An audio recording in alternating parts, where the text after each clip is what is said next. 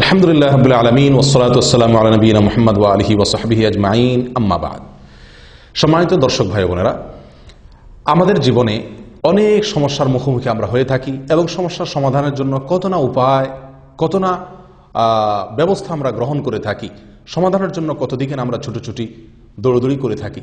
প্রিয় বন্ধু, আল্লাহ সুবহানাহু ওয়া তাআলা আমাদের জীবনের প্রধান যে সমস্যাগুলো আছে, যে সমস্যাগুলোকে আমরা আমাদের জীবনে প্রতিনিয়ত ফেস করে থাকি, এসব মৌলিক এবং প্রধান সমস্যার সমাধান আল্লাহ সুবহানাহু ওয়া তাআলা রেখেছেন যেই আমলের মধ্যে, সেটিকে বলা হয় ইস্তেগফার। এবং শুধু সমস্যার সমাধান নয়, আল্লাহ সুবহানাহু ওয়া তাআলা আমাদেরকে অত্যন্ত আকর্ষণীয় কয়েকটি পুরস্কার দান করবেন যে আমলের মাধ্যমে, সেটি হলো ইস্তেগফার। সূরা নূহ যদি আমরা তেলাওয়াত করি দেখতে পাবো আল্লাহ সুবহানাহু ওয়া তাআলা আল্লাহর নবী নূহ আলাইহিস সালামের একটি বক্তব্য তিনি কোট করে বলছেন। নূহ আলাইহিস সালাম তার জাতিকে লক্ষ্য করে বলেছিলেন, ফাকুল তুস্তাগফিরু রাব্বাকুম ইন্নাহু কানা গাফফারা।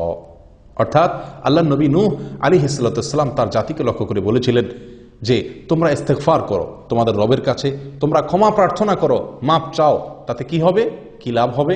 নাম্বার 1, ইন্নাহু কানা গাফফারা, নিঃসন্দেহে তিনি ক্ষমাশীল, তোমাদেরকে ক্ষমা করবেন।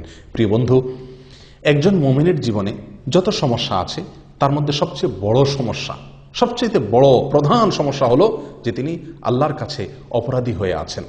আল্লাহর কাছে অপরাধী হয়ে থাকার কারণে তার দুনিয়ার জীবনে সুখ শান্তির কমতি এবং ঘাটতি তিনি অনুভব করবেন এবং আখিরাতের জীবনের অশান্তি তো রয়েই গেছে। অতএব এই প্রধান সমস্যা সেটি আল্লাহ তাআলা দূর করবেন, অর্থাৎ আমরা ক্ষমা পেয়ে যাব। নাম্বার 2, আল্লাহ সুবহানাহু ওয়া তাআলা পরবর্তী আয়াতে নূহ আলাইহিস সালামের জাতিকে লক্ষ্য করে তার ইস্তেগফারের বিনিময়ে আল্লাহর পক্ষ থেকে ঘোষিত সেই পুরস্কার বা সমস্যার সমাধানের কথা আল্লাহ তাআলা বলেন। কি সেটা হলো আল্লাহ সুবহানাহু ওয়া তাআলা বলেন যে ফাকুল তুস্তাগফিরু রাব্বাকুম ইন্নাহু কানা গাফফারা ইউরসিলিস সামাআ আলাইকুম মিদরারা। আল্লাহ সুবহানাহু ওয়া তাআলা ইস্তেগফার করলে কি হবে? অনাবৃষ্টির সমস্যা দূর করে দিবেন। আল্লাহ তাআলা রহমতের বৃষ্টি জনপদে বেশি বেশি নাজিল করবেন যদি তারা ইস্তেগফার করে। নাম্বার 3, ওয়ায়ুমদিদকুম বিআমওয়ালিন ওয়া বানিন। যাদের সম্পদের অভাব, দারিদ্রতা, আজ আমাদের অনেকেরই অর্থের অভাব, এটি বড় একটা সমস্যা জীবনের। প্রিয় বন্ধু, সেই সমস্যার সমাধান আল্লাহ সুবহানাহু ওয়া তাআলা রেখেছেন ইস্তেগফারের মধ্যে। আমরা যদি ইস্তেগফার করি, আল্লাহ তাআলা বলেন ওয়ায়ুমদিদকুম বিআমওয়াল, শুধু সম্পদ দিবেন না, এমন সম্পদ দিবেন যেটি আমাদেরকে শক্তিশালী করে, যেটি আমাদেরকে সমৃদ্ধ করে, যেটি আমাদের হাতকে মজবুত করে, অর্থাৎ কাজের সম্পদ, বরকতের সম্পদ আল্লাহ তাআলা দান করবেন। ওয়া বানিন, অনেকেরই সন্তানহীনতার সমস্যা আছে, সম্পদ আছে কিন্তু সন্তান নাই। আল্লাহ সুবহানাহু ওয়া তাআলা সন্তানহীনতার সমস্যা দূর করে দিবেন। নিঃসন্তান থাকার যে সমস্যা, সেটি আল্লাহ তাআলা দূর করবেন ইস্তেগফারের মাধ্যমে। অতএব যদি কেউ ইস্তেগফার করে, আল্লাহ তাআলা তাকে সন্তান দান করবেন। হাসান বসরি রাহমাতুল্লাহর কাছে কেউ যদি সন্তানহীনতার অভিযোগ নিয়ে আসতো, তিনি বলতেন ইস্তেগফার করো। আমাদের আজকাল সন্তান না হলে আমরা কত আমল খুঁজে বেড়াই, আমল হাতের কাছেই রয়ে গেছে, সেটা হলো আপনি ইস্তেগফার করেন। শুধু সন্তান নয়, আল্লাহ তাআলা এমন সন্তান দিবেন যে সন্তান আপনাকে শক্তিশালী করবে। আল্লাহ বলেন ওয়ায়ুমদিদকুম বিআমওয়াল ওয়া বানিন, আল্লাহ তাআলা সম্পদ এবং সন্তান দিয়ে তোমাদেরকে শক্তিশালী করবেন, সমৃদ্ধ করবেন, সহযোগিতা করবেন, সাহায্য করবেন। অর্থাৎ যে সন্তান, যে সম্পদ আমাদের কাজে আসবে, যেটি আমাদের হাতকে শক্তিশালী করবে, আমাদেরকে দুর্বল করবে না। প্রিয় বন্ধু, ইস্তেগফারের মাধ্যমে আমরা প্রধান গুরুত্বপূর্ণ 3টি সমস্যার সমাধান এখানে পেয়ে যাচ্ছি।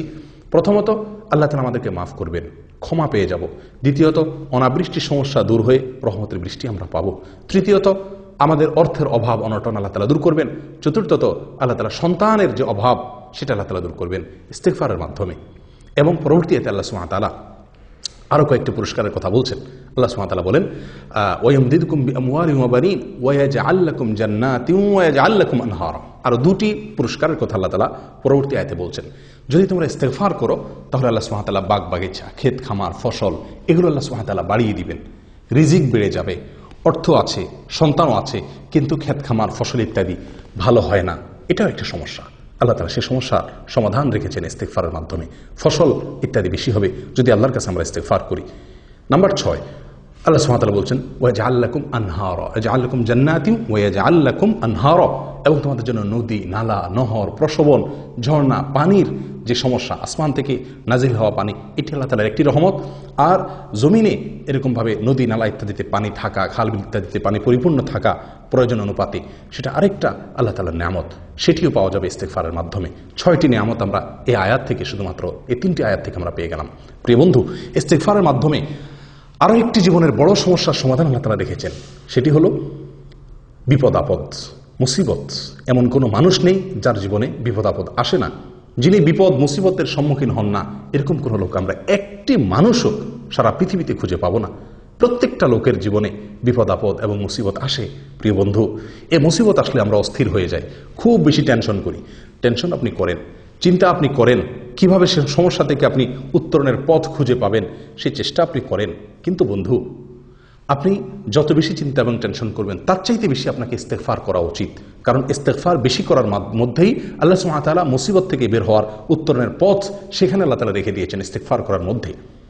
এ বিষয়ে আমরা অত্যন্ত গুরুত্বপূর্ণ এবং বেশ শক্তিশালী কয়েকটি দলিল আমরা নিতে পারি। নম্বর 1, আদি পিতা আদম আলাইহিস সালাম তার জীবনে যখন সবচেয়ে বড় সমস্যার তিনি সম্মুখীন হলেন, জান্নাত থেকে আল্লাহ তাআলা বের করে দিলেন, আল্লাহ অসন্তুষ্ট হয়ে গেলেন, তখন তিনি আল্লাহ সুবহানাহু ওয়া তাআলার কাছে ইস্তেগফার করেছিলেন। আল্লাহ তাআলা তাকে তখন তার সেই সমস্যা দূর করেছিলেন। কিভাবে ইস্তেগফার করেছিলেন? তিনি বলেছিলেন, রব্বানা যালামনা আনফুসানা ওয়া ইল্লাম তাগফির লানা ওয়া তারহামনা লানাকুনান্না মিনাল খাসিরিন। হে আমার রব, নিশ্চয় আমি আমার উপরে অবিচার করেছি, নিজের প্রতি নিজে জুলুম করেছি। যদি আপনি ক্ষমা না করেন, আপনি রহম না করেন, আমার বড় ক্ষতি হয়ে যাবে, আমি বড় ক্ষতিগ্রস্ত হয়ে যাব মাবুদ। আল্লাহর কাছে ছোট হয়ে ক্ষমা চেয়েছেন, আল্লাহ তাআলা তার সমস্যা দূর করে দিয়েছেন। প্রিয় বন্ধু, আল্লাহর নবী ইউনুস আলাইহিস সালাম তিনি যে বিপদে পড়েছিলেন, ঐতিহাসিক বিপদ, মাছের পেটে তিনি চলে গিয়েছিলেন, আল্লাহ তাআলা কুদরতিভাবে সেখানে তাকে কিছু সময়ের জন্য হায়াত রেখে দিয়েছিলেন। ওই মুহূর্তে তিনি আত্মরক্ষার জন্য যে চেষ্টাটুকু করেছিলেন, এই বিপদ থেকে বের হওয়ার জন্য, এই বিপদ দূর হওয়ার জন্য যে চেষ্টা করেছেন সেটি হলো ইস্তেগফার তিনি করেছেন। তিনি আল্লাহর কাছে যে দোয়ার মাধ্যমে সাহায্য প্রার্থনা করেছিলেন, যে দোয়াটি পাঠ করেছিলেন, সেখানে আল্লাহর কাছে বড় বেশি ভালো লেগেছে। আল্লাহ তাআলা সেটা কোরআনে উল্লেখ করেছেন। কি দোয়া করেছিলেন? তিনি বলেছিলেন, লা ইলাহা ইল্লা আনত সুবহানাকা ইন্নী কুনতু মিনাজ জালিমিন, যেটাকে দোয়া ইউনুস হিসেবে আমরা জানি। অর্থাৎ আল্লাহ, আপনি ছাড়া কোনো মাবুদ নাই, আপনি পবিত্র, নিশ্চয়ই আমি অপরাধী, আমি জালেম। আল্লাহর কাছে নিজের দোষের কথা স্বীকার করে ক্ষমা চাওয়া, প্রিয় বন্ধু, এটা আমাদের জীবনের বড় বড় সমস্যাকে দূর করে দেয়। নূহ আলাইহিস সালামকে আল্লাহ তাআলা সমস্যা থেকে তাকে উত্তরণের পথ বের করে দিয়েছিলেন এই ইস্তেগফারের মাধ্যমে। আদম আলাইহিস সালামকে আল্লাহ সুবহানাহু ওয়া তাআলা তার বিপদ দূর করে দিয়েছিলেন এই ইস্তেগফারের মাধ্যমে। আমাদের নবী সাল্লাল্লাহু আলাইহি সাল্লাম বলেছিলেন, কালিমাতু আখি জিন্নুন, আমার ভাই জিন্নুনের যে বাক্য, লা ইলাহা ইল্লা আনতা সুবহানাকা ইন্নী কুনতু মিনাজ জালিমিন, এটাকে তোমরা আঁকড়ে ধরো, বলো, তাহলে কি হবে? আল্লাহ তাআলা তোমাদের বিপদ আপদ দূর করে দিবেন। প্রিয় বন্ধু, কোরআনে কারিমে এই আয়াতটি, এই দোয়াটি, ইউনুস আলাইহিস সালামের এই দোয়াটি উল্লেখ করার পর আল্লাহ সুবহানাহু ওয়া তাআলা বলেন, ওয়া কাযালিকা নুনজিল মুমিনিন, আমি যেভাবে এই দোয়ার মাধ্যমে, ইস্তেগফারের মাধ্যমে আমার নবী ইউনুসকে বিপদ থেকে আমি মুক্ত করেছিলাম, ঠিক একইভাবে, একই পদ্ধতিতে আমি ইমানদারদেরকেও এই সমস্যা থেকে আমি বের হওয়ার, যে কোনো বিপদাপদ থেকে বের হওয়ার পথ দেখাবো এই দোয়ার মাধ্যমে, অর্থাৎ ইস্তেগফারের মাধ্যমে। প্রিয় বন্ধু, এছাড়াও নবী সাল্লাল্লাহু আলাইহি ওয়াসাল্লামের একটি বিখ্যাত হাদিস আছে, যে হাদিসের সনদ বা তার সূত্র নিয়ে মুহাদ্দিসিন একরামের অনেকেই প্রশ্ন তুলেছেন, কিন্তু তার যে মর্ম, সেটা যে বিশুদ্ধ, এটা নিয়ে কারোর কোনো সন্দেহ নেই। হাদিসটি হলো, মান লাজিমাল ইস্তেগফার, যে ব্যক্তি ইস্তেগফারকে আঁকড়ে ধরবে, সব সময় ইস্তেগফার পড়বে, শুধু এক দুইবার পড়বে তা নয়, এটাকে আঁকড়ে ধরবে, পড়তেই থাকবে। অন্য বর্ণনা আছে, মান কাসসারাল ইস্তেগফার, যে ব্যক্তি বেশি বেশি ইস্তেগফার করবে, আল্লাহ সুবহানাহু ওয়া তাআলা তাকে কি দিবেন? আল্লাহ সুবহানাহু ওয়া তাআলা তাকে জাআলাল্লাহু লাহু মিন কুল্লি হাম্মিন ফারাজা, যেই কোনো মুসিবত বিপদ থেকে আল্লাহ তাআলা তাকে সমাধানের পথ দেখাবেন, সমাধানের পথ সে পাবে। অমিন কুল্লি যিকিন মাখরাজা, যে কোনো সংকীর্ণতায়, কোণঠাসাময় পরিস্থিতি তিনি পড়ে গেলে আল্লাহ সুবহানাহু ওয়া তাআলা তার জন্য বের হওয়ার, উত্তরণের পথ তাকে আবিষ্কার করে দিবেন কুদরতিভাবে, যদি সে ইস্তেগফারকে কন্টিনিউ করে। প্রিয় বন্ধু, তাহলে বুঝতে পারলাম নূহ আলাইহিস সালামের ঘটনা থেকে, আদম আলাইহিস সালামের ঘটনা থেকে, নবী সাল্লাল্লাহু আলাইহি ওয়াসাল্লামের হাদিস থেকে, এবং আরও এ জাতীয় বহু বর্ণনা আছে যেগুলোর খোলাসা এই, যে আমরা যদি ইস্তেগফারকে নিয়মিত করি, ইস্তেগফারকে যদি আমরা আমাদের জীবনের অংশ বানিয়ে নিই, আমরা সবসময় মুখে অবসর সময়ে যখনই সুযোগ পাবো ইস্তেগফার করতে থাকবো, তখনই কি হবে? আমরা, আল্লাহ সুবহানাহু ওয়া তাআলা আমাদেরকে বিপদ থেকে দূর করবেন। আপনি কোনো মুসিবতে পড়ে গেছেন, কোনো বিপদে পড়ে গেছেন, প্রিয় বন্ধু, সর্বপ্রথম যে কাজটি করা দরকার, ইস্তেগফার শুরু করা দরকার। ইস্তেগফার করতে থাকুন, ইস্তেগফার করতে থাকুন, ইনশাআল্লাহ আল্লাহ তাআলা আপনাকে বিপদ থেকে বের হওয়ার একটা পথ দেখিয়ে দিবেন। প্রিয় বন্ধু, এটি একটি বিরাট বড় একটা সমস্যার সমাধান, জীবনের যে কোনো বিপদের সমাধান রয়ে গেছে ইস্তেগফারের মধ্যে। 7 নম্বর চলে গেল। 8 নম্বর হলো, আল্লাহ তাআলার আযাব এবং গজব আমাদের উপরে আসবে না যদি আমরা ইস্তেগফার করি। ইস্তেগফারের মাধ্যমে আল্লাহ সুবহানাহু ওয়া তাআলা তার বান্দাদেরকে আসমানি যে আযাব, আসমানি যে গজব, সেই গজব থেকে আল্লাহ সুবহানাহু ওয়া তাআলা রক্ষা করে থাকেন। আল্লাহ সুবহানাহু ওয়া তাআলা বলেন, মা কান আল্লাহু লিউআযিবাহুম ওয়া আনতা ফীহিম, হে রাসূল আপনি যদি তাদের মাঝে অবস্থান করেন তাহলে আমি সেখানে আযাব পাঠাবো না। আল্লাহ তাআলা কোনো নবী উপস্থিত থাকলে সেখানে আল্লাহর গজব বা আযাব পাঠান না। লূত আলাইহিস সালামের জাতির উপর আল্লাহর আযাব এসেছিল, আল্লাহ তাআলা তার আগে তাকে সরিয়ে নিয়েছিলেন। এরকমভাবে নূহ আলাইহিস সালামের উপর আল্লাহর আযাব এসেছিল জাতির উপরে, আল্লাহ তাআলা তার আগে নূহ আলাইহিস সালামকে কিস্তিতে উঠায় তাকে রক্ষা করেছিলেন। ঠিক একইভাবে আয়াতে আল্লাহ সুবহানাহু ওয়া তাআলা বলছেন, হে রাসূল আপনার থাকা অবস্থাতে আমি সেখানে আমার আযাব প্রেরণ করব না। অর্থাৎ নিরাপত্তা তারা অর্জন করবে যদি আপনি সেখানে থাকেন। অর্থাৎ নবী সাল্লাল্লাহু আলাইহি ওয়াসাল্লামের উপস্থিতি এটা নিরাপত্তার একটি কারণ। প্রিয় বন্ধু, আমরা সকলে জানি আজ আমাদের মাঝে নবী সাল্লাল্লাহু আলাইহি ওয়াসাল্লাম নেই, অতএব নিরাপত্তার এই কারণটি আমাদের মাঝে নেই। অতএব এই উপায়ের মাধ্যমে আমরা আল্লাহ সুবহানাহু ওয়া তাআলার গজব বা আযাব থেকে নিরাপত্তা লাভ করার সুযোগটা আর এখন নেই। কিন্তু আয়াতের পরের অংশ আমাদের জন্য শুভ সংবাদ বহন করছে, সেটি হলো আল্লাহ সুবহানাহু ওয়া তাআলা বলেন, ওমা কান আল্লাহু মুআযযিবাহুম ওয়া হুম ইস্তাগফিরুন, আর যদি তারা ইস্তেগফার করে, কোন জাতি কোন সম্প্রদায়ের লোকরা যদি ইস্তেগফারে মশগুল থাকে, ইস্তেগফারে লিপ্ত থাকে, তবুও আল্লাহ সুবহানাহু ওয়া তাআলা তাদের উপরে আল্লাহর আযাব এবং গজব নাজিল করবেন না। প্রিয় বন্ধু, আল্লাহর আযাব গজব থেকে নিরাপত্তা লাভ করার দ্বিতীয় যে উপায়টি সেটি এখনো আছে, সেটি ভ্যালিড আছে, সেটি হলো ইস্তেগফার করা। ইস্তেগফার করলে আল্লাহর আযাব এবং গজব থেকে আমরা নিরাপদ থাকতে পারবো। প্রিয় বন্ধু, 8টি বড় বড় সমস্যার সমাধান আল্লাহ সুবহানাহু ওয়া তাআলা রেখেছেন এই ইস্তেগফারের মাধ্যমে। 9 নম্বর হলো একটি সারপ্রাইজ পুরস্কার।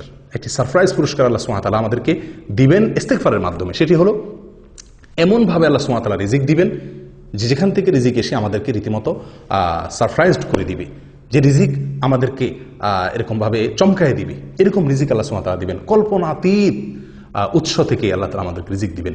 এই জন্য হাদিসের যে হাদিসটি একটু আগে বলছিলাম তার শেষ অংশ হলো এরকম, ওয়ারাযাকাহু মিন হাইসু লা ইয়াহতাসিব, যে ব্যক্তি সবসময় ইস্তেগফার করবে আল্লাহ তাআলা তাকে এমন জায়গা থেকে রিজিক দিবেন যে সে কল্পনাও করছে না।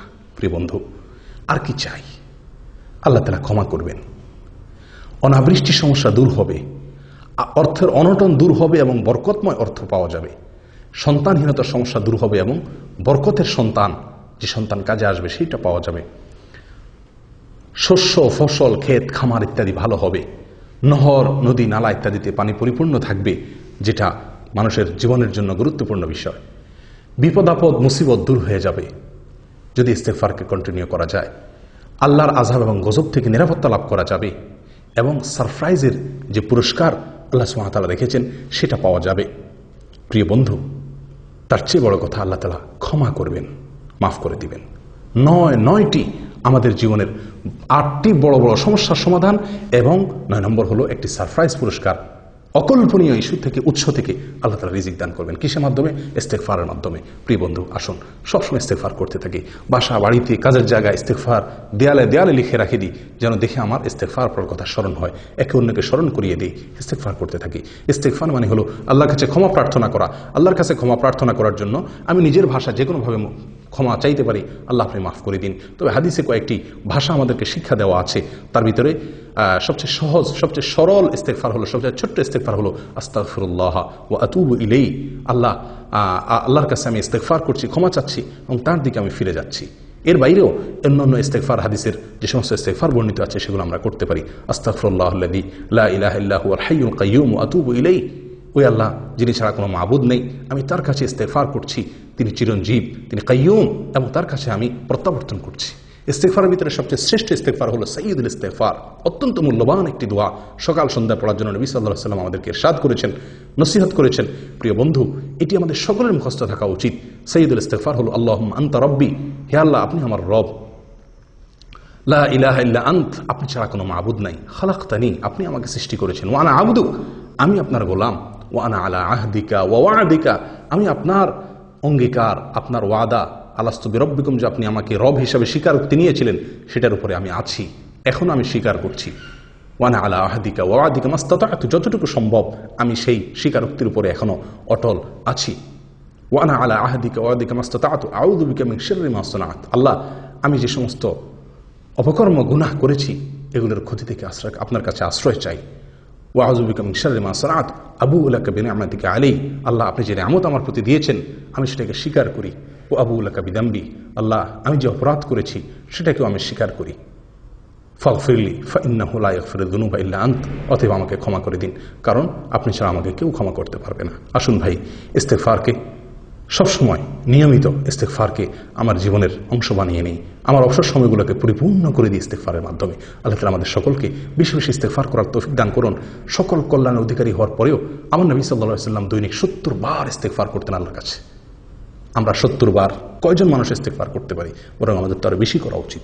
কমপক্ষে আস্তাগফিরুল্লাহ আস্তাগফিরুল্লাহ এই বাক্যটি অর্থ সহকারে বুঝে আল্লাহর কাছে নিজেকে অপরাধী হিসাবে ছোট তুচ্ছ করে পেশ করে আল্লাহর কাছে ক্ষমা প্রার্থনা করি। আল্লাহ তাআলা আমাদের সকলকে আমল করার তৌফিক দান করেন।